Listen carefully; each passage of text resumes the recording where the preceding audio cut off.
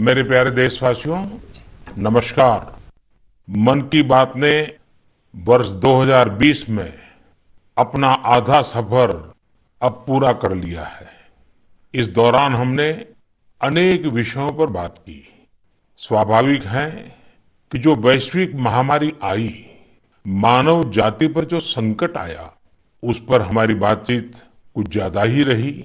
लेकिन इन दिनों मैं देख रहा हूं, लगातार लोगों में एक विषय पर चर्चा हो रही है कि आखिर ये साल कब बीतेगा। कोई किसी को फोन भी कर रहा है तो बातचीत इसी विषय से शुरू हो रही है। ये साल जल्दी क्यों नहीं बीत रहा। कोई लिख रहा है, दोस्तों से बात कर रहा है, कह रहा है कि ये साल अच्छा नहीं है। कोई कह रहा है 2020 शुभ नहीं है। बस लोग यही चाहते हैं कि किसी भी तरह से ये साल जल्द से जल्द बीत जाए।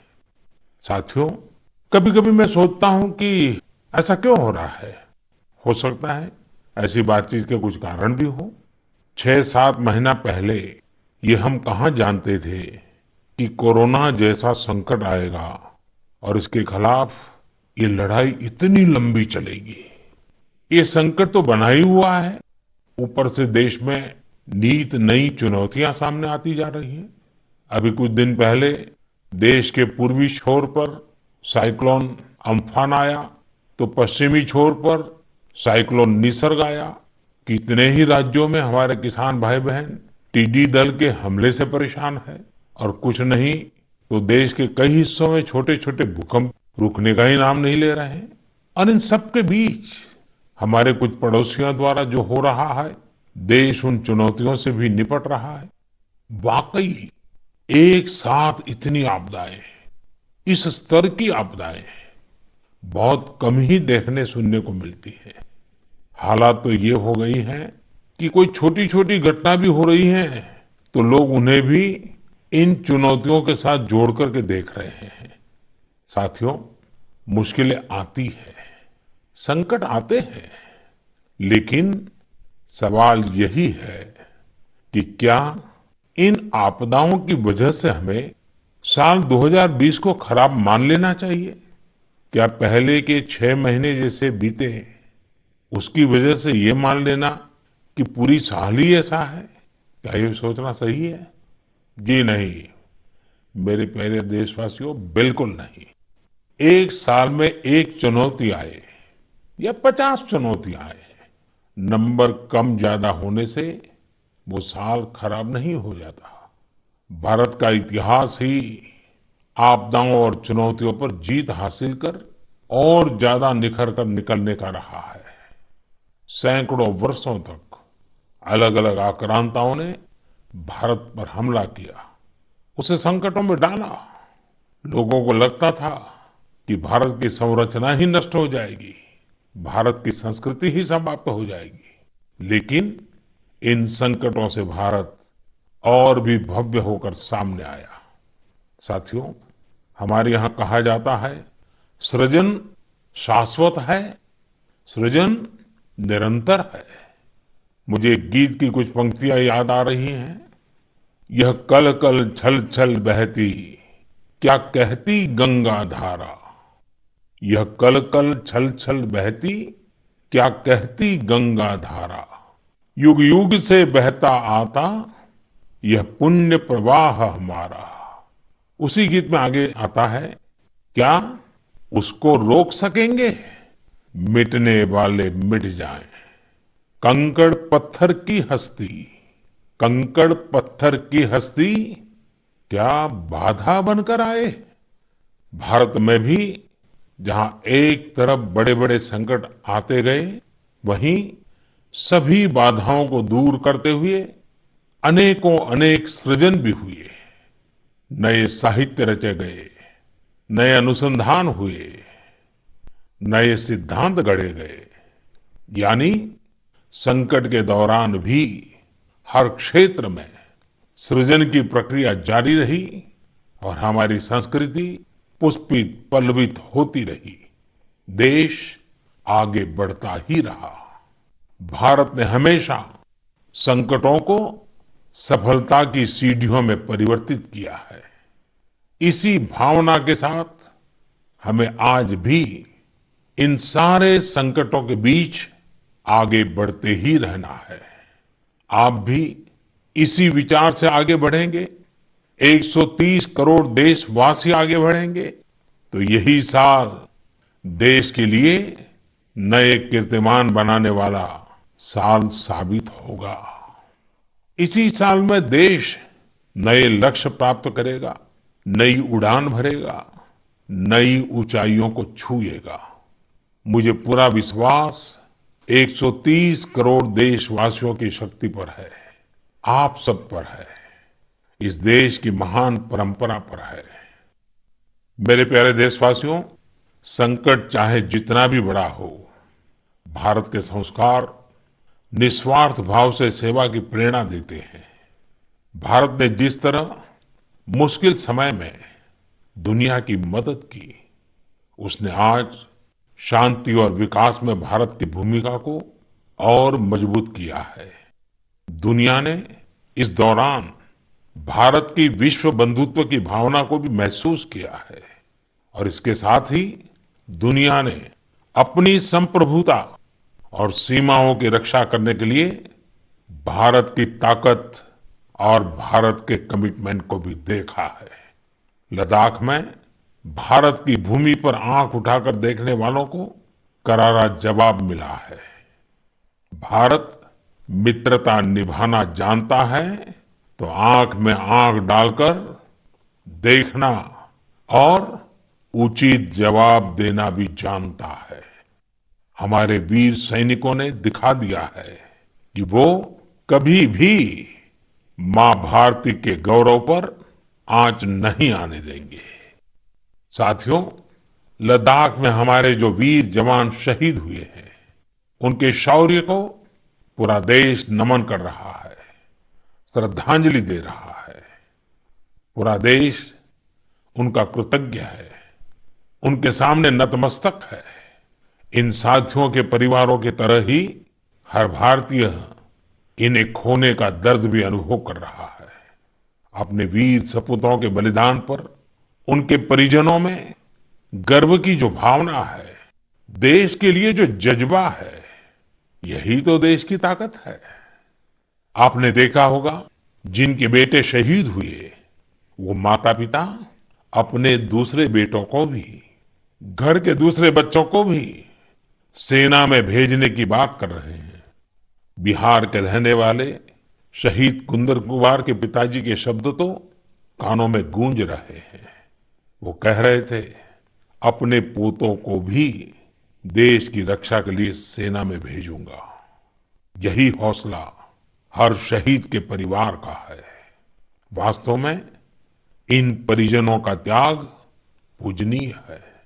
भारत माता की रक्षा के जिस संकल्प से हमारे जवानों ने बलिदान दिया है, उसी संकल्प को हमें भी जीवन का ध्येय बनाना है, हर देशवासी को बनाना है।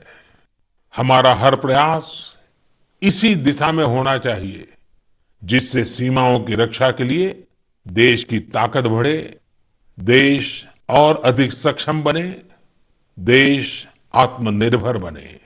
यही हमारे शहीदों को सच्ची श्रद्धांजलि भी होगी।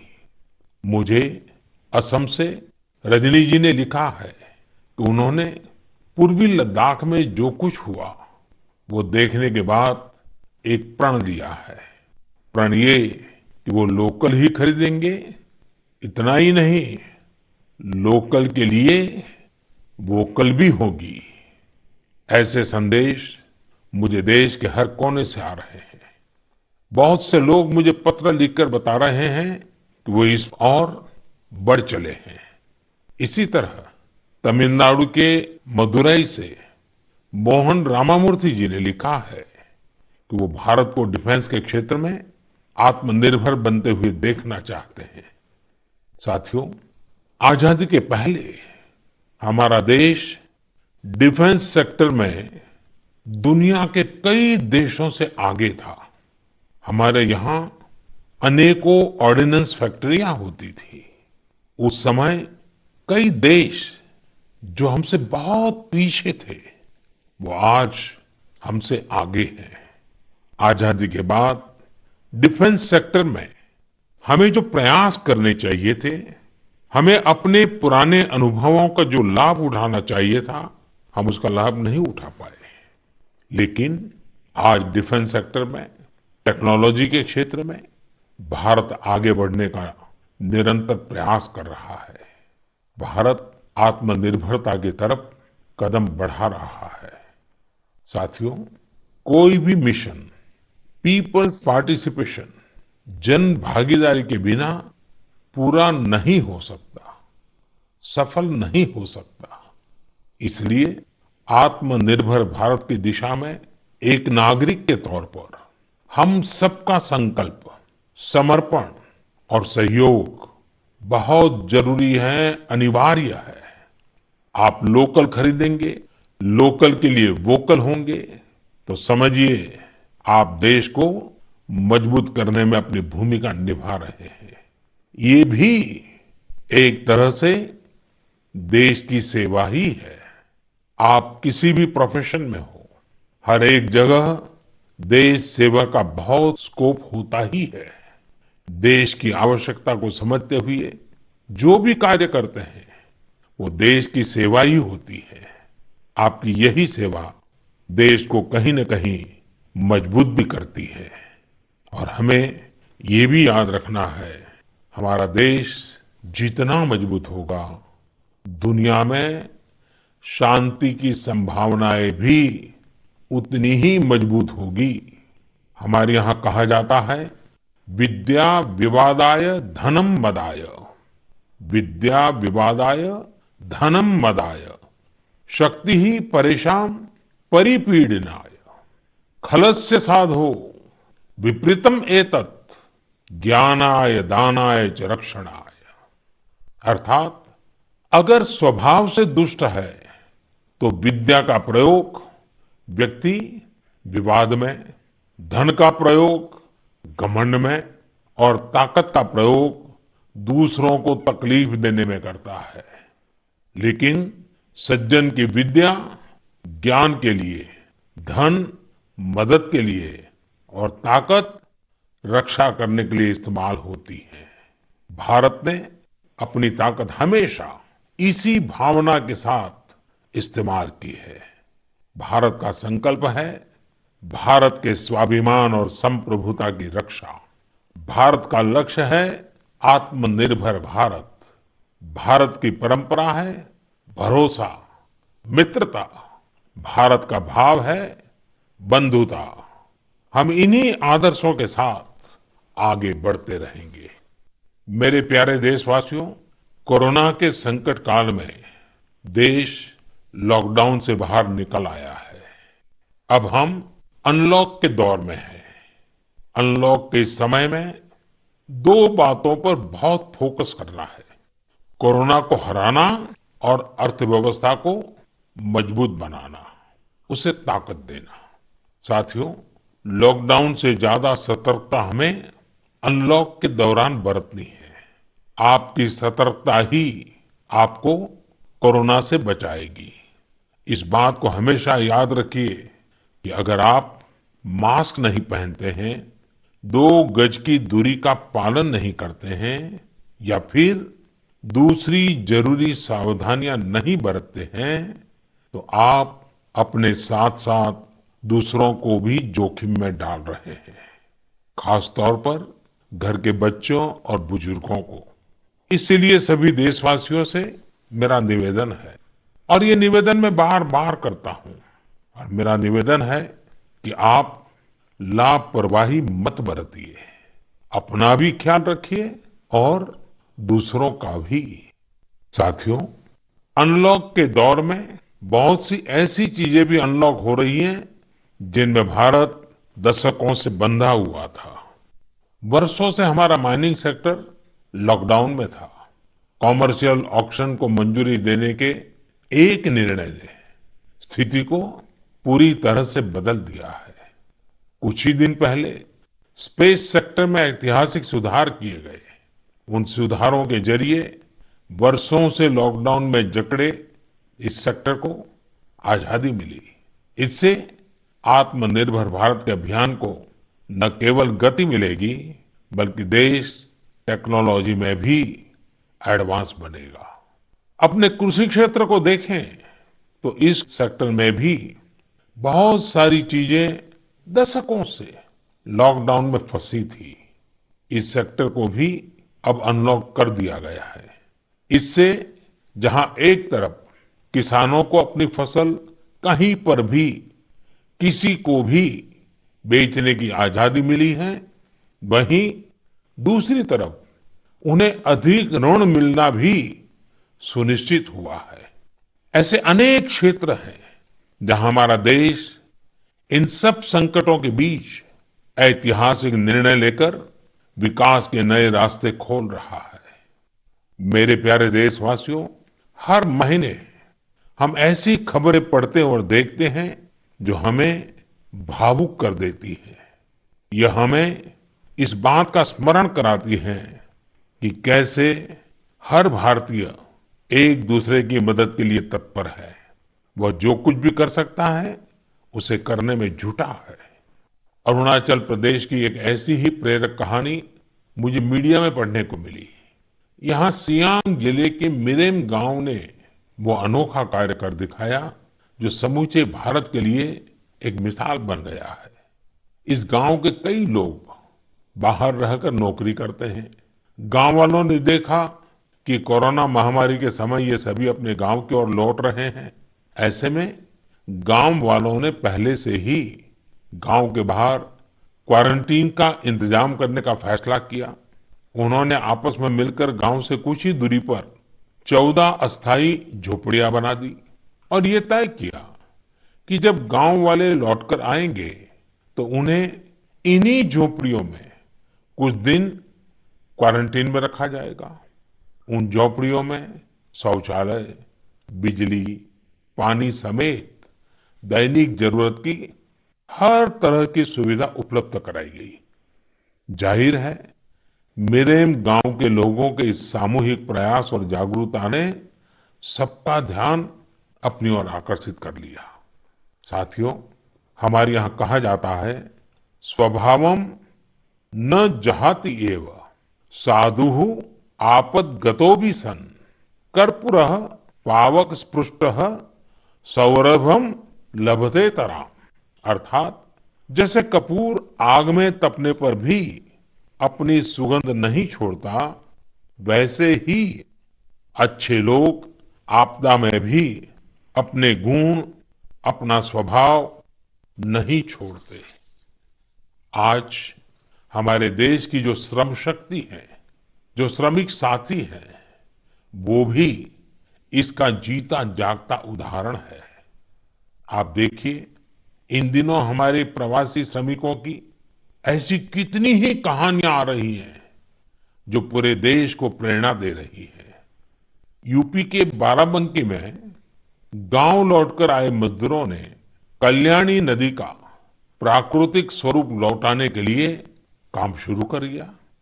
नदी का उद्धार होता देख आसपास के किसान, आसपास के लोग भी उत्साहित हैं।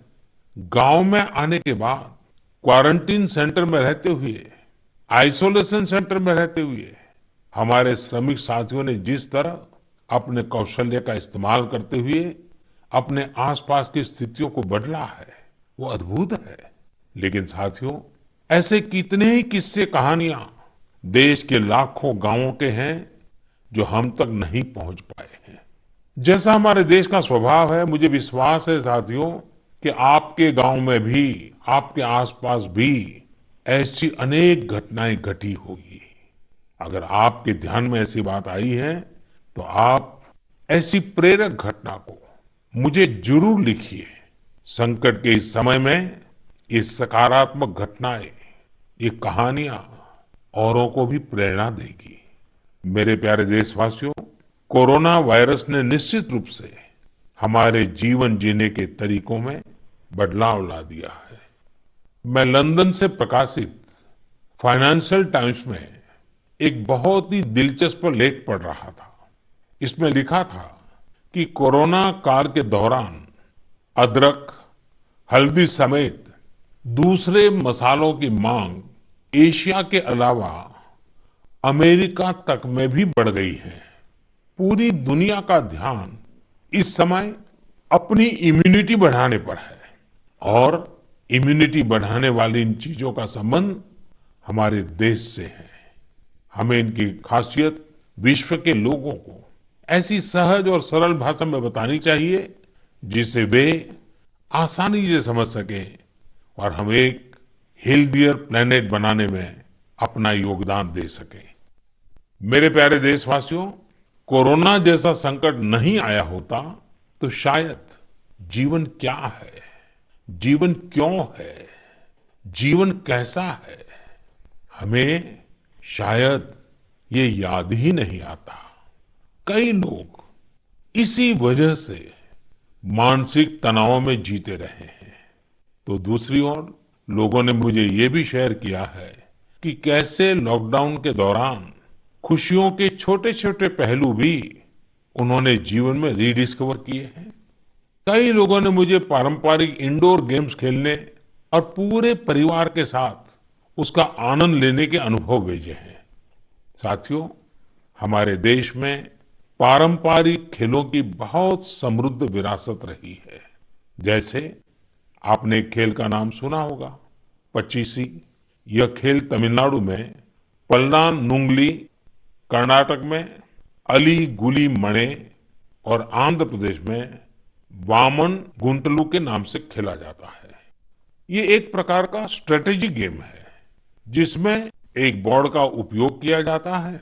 इसमें कई खांचे होते हैं जिनमें मौजूद गोली या बीज को खिलाड़ियों को पकड़ना होता है। कहा जाता है कि यह गेम दक्षिण भारत से दक्षिण पूर्व एशिया और फिर दुनिया में फैला है। साथियों, आज हर बच्चा सांप सीढ़ी के खेल के बारे में जानता है, लेकिन क्या आपको पता है कि यह भी एक भारतीय पारंपरिक गेम का ही रूप है जिसे मोक्ष पाटम या परम पदम कहा जाता है। हमारे यहाँ का एक और पारंपरिक गेम रहा है गुट्टा। बड़े भी गुट्टे खेलते हैं और बच्चे भी। बस एक ही साइज के 5 छोटे पत्थर उठाएं और आप गुट्टे खेलने के लिए तैयार। एक पत्थर हवा में उछालिए और जब तक वो पत्थर हवा में हो आपको जमीन पर रखे बाकी पत्थर उठाने होते हैं। आमतौर पर हमारे यहाँ इंडोर खेलों में कोई बड़े साधनों की जरूरत नहीं होती है। कोई एक चौक या पत्थर ले आता है, उसे जमीन पर ही कुछ लकीरें खींच देता है और फिर खेल शुरू हो जाता है। जिन खेलों में डाइस की जरूरत पड़ती है, कोड़ियों से या इमली के बीज से भी काम चल जाता है। साथियों, मुझे मालूम है आज जब मैं ये बात कर रहा हूं, कितने ही लोग अपने बचपन में लौट गए होंगे।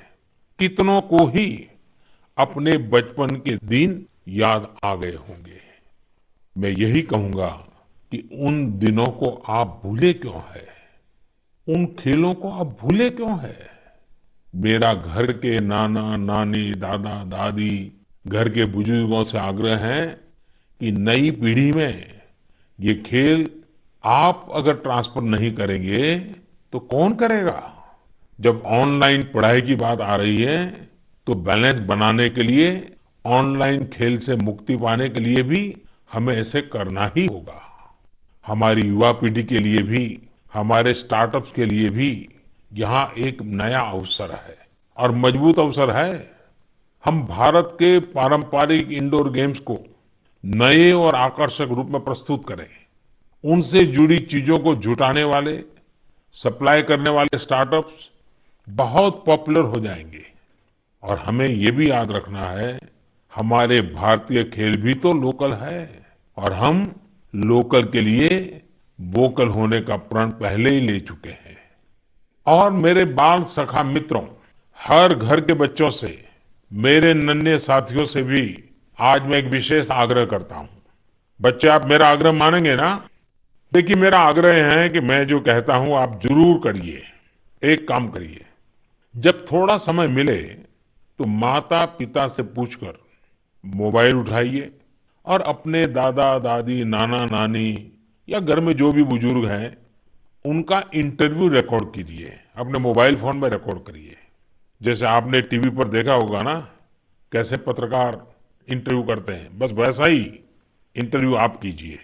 और आप उनसे सवाल क्या करेंगे, मैं आपको सुझाव देता हूं।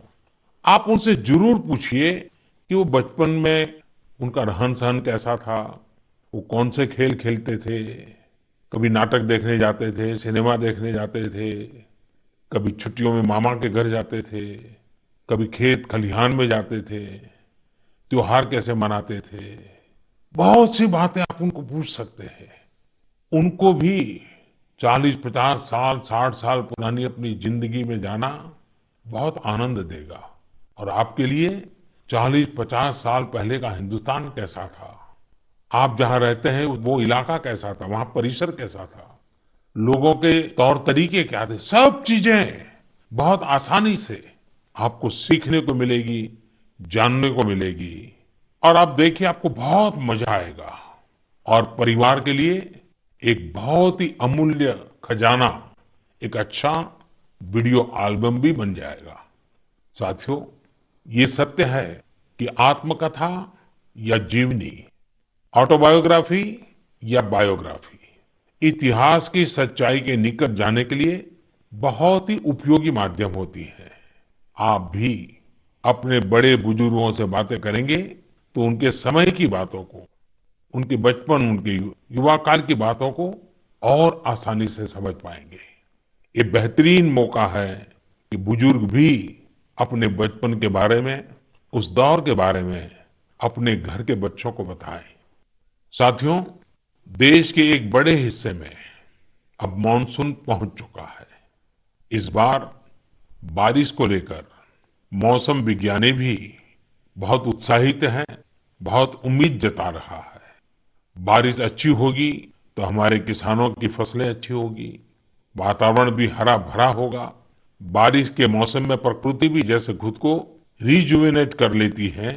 मानव प्राकृतिक संसाधनों का जितना दोहन करता है, प्रकृति एक तरह से बारिश के समय उनकी भरपाई करती है, रिफिलिंग करती है। लेकिन ये रिफिलिंग तभी हो सकती है जब हम भी इसमें अपनी धरती माँ का साथ दें, अपना दायित्व निभाएं। हमारे द्वारा किया गया थोड़ा सा प्रयास प्रकृति को, पर्यावरण को बहुत मदद करता है। हमारे कई देशवासी तो इसमें बहुत बड़ा काम कर रहे हैं। कर्नाटक के मंडावली में एक 80-85 साल के बुजुर्ग है कामेगौड़ा जी। कामेगौड़ा जी एक साधारण किसान है, लेकिन उनका व्यक्तित्व बहुत असाधारण है। उन्होंने एक ऐसा काम किया है कि कोई भी आश्चर्य में पड़ जाएगा। 80-85 साल के कामेगौड़ा जी अपने जानवरों को चराते हैं, लेकिन साथ साथ उन्होंने अपने क्षेत्र में नए तालाब बनाने का भी बीड़ा उठाया हुआ है। वे अपने इलाके में पानी की समस्याओं को दूर करना चाहते हैं, इसलिए जल संरक्षण के काम में छोटे छोटे तालाब बनाने के काम में जुटे हैं। आप हैरान होंगे कि 80-85 वर्ष के कामेगौड़ा जी अब तक 16 तालाब खोद चुके हैं, अपनी मेहनत से, अपने परिश्रम से। हो सकता है कि जो तालाब उन्होंने बनाए वो बहुत बड़े ना हो, लेकिन उनका ये प्रयास बहुत बड़ा है। आज पूरे इलाके को इन तालाबों से एक नया जीवन मिला है। साथियों, गुजरात के वडोदरा का भी एक उदाहरण बहुत प्रेरक है। यहाँ जिला प्रशासन और स्थानीय लोगों ने मिलकर एक दिलचस्प मुहिम चलाई। इस मुहिम की वजह से आज वडोदरा में 1000 स्कूलों में रेन वाटर हार्वेस्टिंग होने लगी है। एक अनुमान है कि इस वजह से हर साल औसतन करीब 10 करोड़ लीटर पानी बेकार बह जाने से बचाया जा रहा है। साथियों, इस बरसात में प्रकृति की रक्षा के लिए, पर्यावरण की रक्षा के लिए हमें भी कुछ इसी तरह सोचने की, कुछ करने की पहल करनी चाहिए। जैसे कई स्थानों पर गणेश चतुर्थी को लेकर तैयारियां शुरू होने जा रही होगी, क्या इस बार हम प्रयास कर सकते हैं कि इको फ्रेंडली गणेश जी की प्रतिमाएं बनाएंगे और उन्हीं का पूजन करेंगे? क्या हम ऐसी प्रतिमाओं के पूजन से बच सकते हैं जो नदी तालाबों में विसर्जित किए जाने के बाद जल के लिए, जल में रहने वाले जीव जंतुओं के लिए संकट बन जाती है। मुझे विश्वास है आप ऐसा जरूर करेंगे। और इन सब बातों के बीच हमें ये भी ध्यान रखना है कि मानसून के सीजन में कई बीमारियां भी आती हैं। कोरोना काल में हमें इनसे भी बचकर रहना है।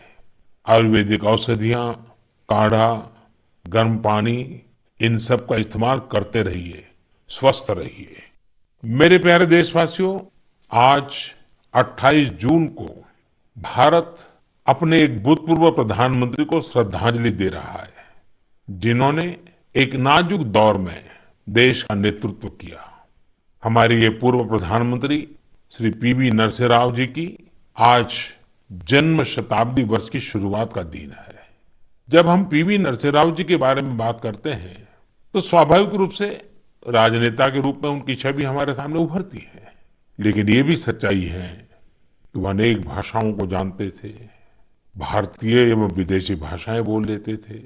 वे एक और भारतीय मूल्यों में रचे बसे थे तो दूसरी ओर उन्हें पाश्चात्य साहित्य और विज्ञान का भी ज्ञान था। वे भारत के सबसे अनुभवी नेताओं में से एक थे। लेकिन उनके जीवन का एक और पहलू भी है और वो उल्लेखनीय है, हमें जानना भी चाहिए। साथियों, नरसिम्हा राव जी अपनी किशोरावस्था में ही स्वतंत्रता आंदोलन में शामिल हो गए थे। जब हैदराबाद के निजाम ने वंदे मातरम गाने की अनुमति देने से इनकार कर दिया था, तब उनके खिलाफ आंदोलन में उन्होंने भी सक्रिय रूप से हिस्सा लिया था। उस समय उनकी उम्र सिर्फ 17 साल थी। छोटी उम्र से ही श्रीमान नरसिम्हा राव अन्याय के खिलाफ आवाज उठाने में आगे थे। अपनी आवाज बुलंद करने में कोई कोर कसर बाकी नहीं छोड़ते थे। नरसिम्हा राव जी इतिहास को भी बहुत अच्छी तरह समझते थे। बहुत ही साधारण पृष्ठभूमि से उठकर उनका आगे बढ़ना, शिक्षा पर उनका जोर, सीखने की उनकी प्रवृत्ति और इन सब के साथ उनकी नेतृत्व क्षमता, सब कुछ स्मरणीय है। मेरा आग्रह है कि नरसिम्हा राव जी के जन्म शताब्दी वर्ष में हम सभी लोग उनके जीवन और विचारों के बारे में ज्यादा से ज्यादा जानने का प्रयास करें। मैं एक बार फिर उन्हें अपनी श्रद्धांजलि अर्पित करता हूं। मेरे प्यारे देशवासियों, इस बार मन की बात में कई विषयों पर बात हुई। अगली बार जब हम मिलेंगे तो कुछ और नए विषयों पर बात होगी। आप अपने संदेश, अपने इनोवेटिव आइडियाज मुझे जरूर भेजते रहिए। हम सब मिलकर आगे बढ़ेंगे और आने वाले दिन और भी सकारात्मक होंगे। जैसा कि मैंने आज शुरू में कहा, हम इसी साल यानी 2020 में ही बेहतर करेंगे, आगे बढ़ेंगे और देश भी नई ऊंचाइयों को छुएगा। मुझे भरोसा है कि 2020 भारत को इस दशक में एक नई दिशा देने वाला वर्ष साबित होगा। इसी भरोसे को लेकर आप भी आगे बढ़िए, स्वस्थ रहिए, सकारात्मक रहिए।